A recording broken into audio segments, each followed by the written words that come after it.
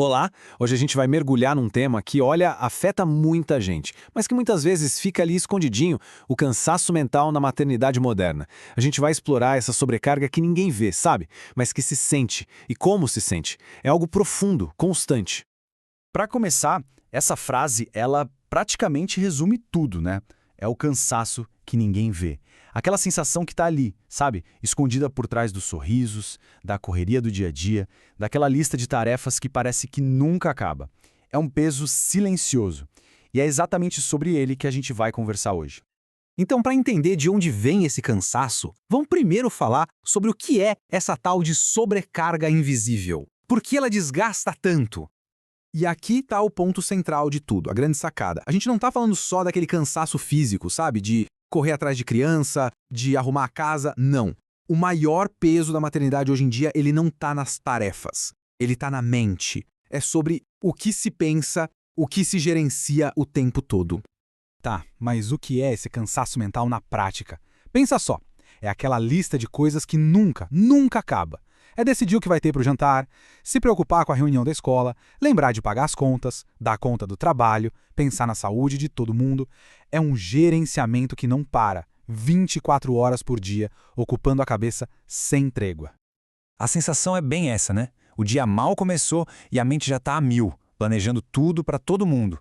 E o pior é que quando chega a noite e o corpo finalmente para, a cabeça não desliga. De jeito nenhum.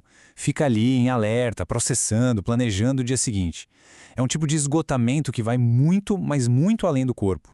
Ok, mas como a gente chega nesse ponto? E isso nos leva direto para uma coisa que a fonte chama de a armadilha da multitarefa. Sabe, a nossa cultura criou um mito, né? O da mãe multitarefa. Aquela que dá conta de tudo, resolve qualquer problema e, o principal, não pode falhar, nunca.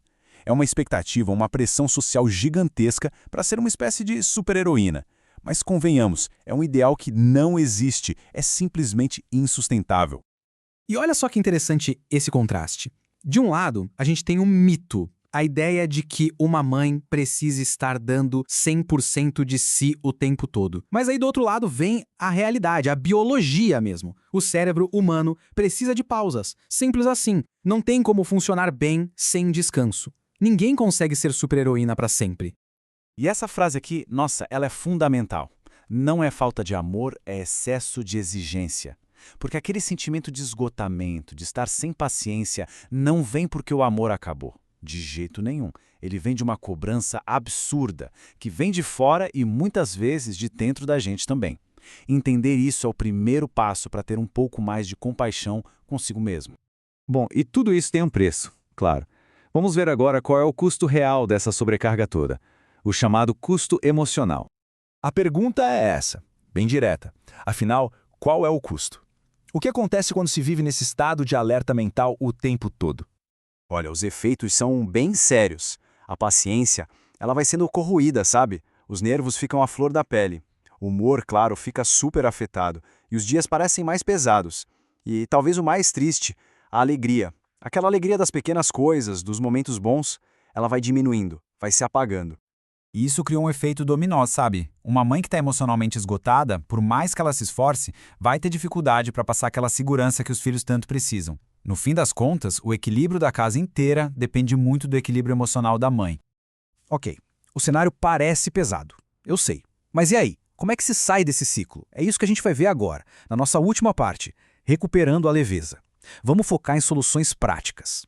E o primeiro passo, que pode parecer óbvio, mas é o mais difícil de todos, é simplesmente reconhecer. Reconhecer que está cansada. Admitir a exaustão não é fracasso, gente. Pelo contrário, é o passo mais corajoso de todos para começar a mudar. Então, na prática, o que dá para fazer? A fonte traz uma estratégia bem direta. Primeiro, focar só no que é essencial de verdade. Segundo, delegar o que der para delegar e sem sentir culpa.